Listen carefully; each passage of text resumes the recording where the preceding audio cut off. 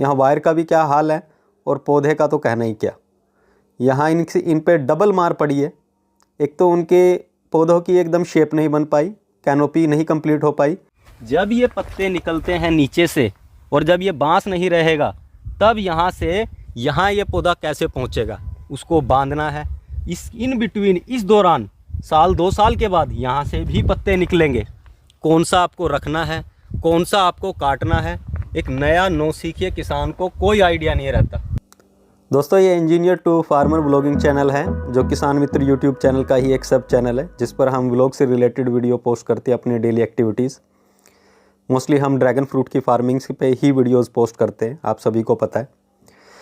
आज हमारे पास में एक वीडियो आई थी, एक हमारे किसान भाई थे जो हमारे किसान मित्र परिवार का ही हिस्सा हैं, और उन्होंने एक क्लिप हमारे पास भेजी थी।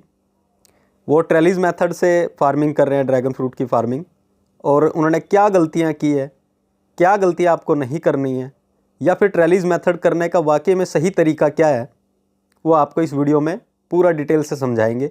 किन लोगों को ये करना चाहिए और किन लोगों को ये नहीं करना चाहिए शुरुआती तौर पे। तो इस वीडियो का यही पूरा मुद्दा रहेगा। अभी ये क्लिप हमारे पास में भेजी गई है, एक हमारे किसान मित्र परिवार से ही एक सदस्य थे जिन्होंने ये क्लिप हमारे पास भेजी और एक सवाल कुछ पूछे थे कि हमने क्या गलतियाँ की है यहाँ पे, क्यों हमारा फार्म मैनेज नहीं हो पा रहा। आप देख पा रहे हैं, या वायर के थ्रू ट्रेलिस मेथड पे ये पूरा एरिया कवर किया गया है, और यहाँ फार्म की क्या हालत है। ट्रेलिस मेथड लगाने में कोई परेशानी नहीं है, लेकिन उसका लगाने का सही तरीका आपको उसमें एक्सपर्ट होना होगा, उसके बाद ही आप लगा सकते हैं इसे। यहाँ वायर का भी क्या हाल है और पौधे का तो कहना ही क्या।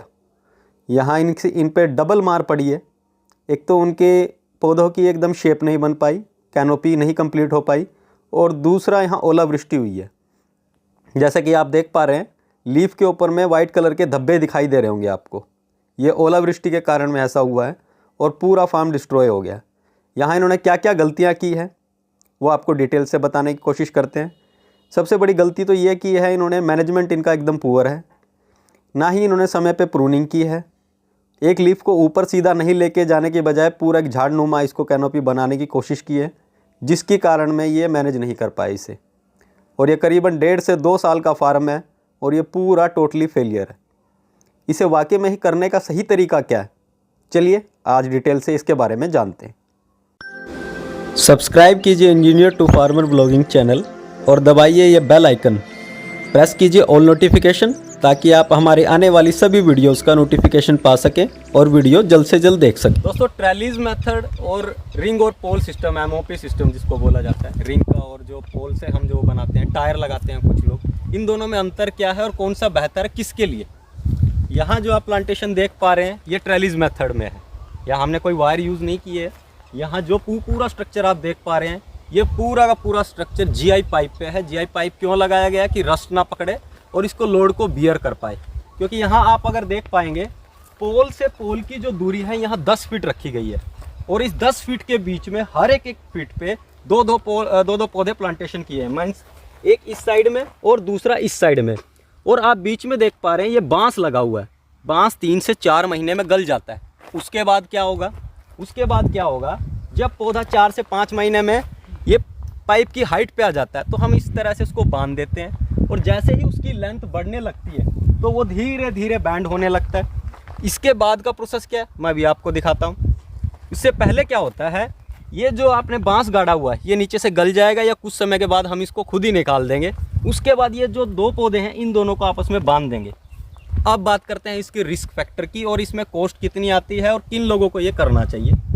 देखिए, एमओपी सिस्टम जो है, रिंग, पोल और टायर जो सिस्टम है, उसमें लगते हैं आपके 500 पोल। 500 पोल पे 4 पौधे के हिसाब से अगर कंसीडर करें तो 2000 पौधे लगते हैं। इस मेथड के हिसाब से कम आपके 4000 से 6000 या 8000 तक प्लांटेशन कर सकते हैं। खर्चा भी एक पौधे का आपका ज़्यादा आ जाता है। और जो जीआई पाइप का स्ट्रक्चर का कॉस्ट है, तो ये स्ट्रक्चर का कॉस्ट ही 1 एकड़ का कम से कम 7 लाख रुपया है, क्योंकि जीआई पाइप की कीमत आपको सभी को पता है कितनी है। दूसरा, प्लांटेशन आपका करीबन 3 से 4 गुना हो गया। कहाँ आप 2000 लगा रहे हैं और कहाँ आप 6000 8000 पौधे लगा रहे हैं, तो वो भी मल्टीप्लाई होकर 4 गुना हो गया।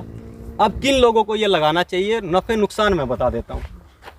जो लोग इसकी खेती काफ़ी लंबे समय से कर रहे हैं, जिनको पता है कि इसमें बीमारियां कैसे आती हैं, मेंटेनेंस कैसे होती है, उन लोगों के लिए ट्रेलिज मेथड है बहुत बढ़िया, क्योंकि उन्हें ज्ञान है किस समय पे क्या चीज़ करना है। उनका प्रोडक्शन भी, इसमें कोई दो राय नहीं है, उसका प्रोडक्शन भी ज़्यादा आएगा, क्योंकि वहाँ 2000 है, यहाँ 6000 और 8000 है। लेकिन इस मेथड में आपका फर्टिलाइज़र मैनेजमेंट भी उस हिसाब से आपको मैनेज करना है। कहाँ 2000 पौधों को जो फर्टिलाइज़र फीड करते हैं, उतना फर्टिलाइज़र में आपका यहाँ काम नहीं चलेगा, उससे 3 गुना फर्टिलाइज़र चाहिए, क्योंकि यहाँ जनसंख्या भी पौधों की उससे 3 से 4 गुना है। दूसरा, मेंटेनेंस भी आपको हैवी है। इसमें मेंटेनेंस क्या है, आपने तो पाइप लगा लिया ऊपर में।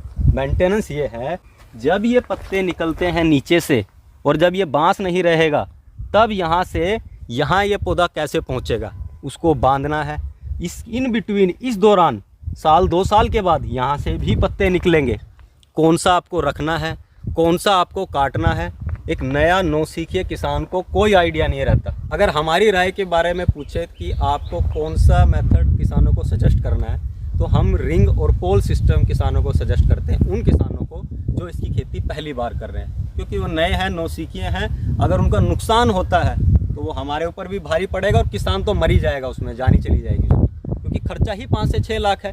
और ये मेथड से अगर आप करते हैं, कम से कम खर्चा आपका आज के समय पे 11 से 12 लाख रुपए का खर्चा है। तो ये रिस्की है ट्रेलिज मेथड, रिस्की उन लोगों के लिए जो पहली बार कर रहे हैं। जो एक्सपर्ट है उनके लिए बेस्ट है, वो लोग इसको प्रोसीड कर सकते हैं।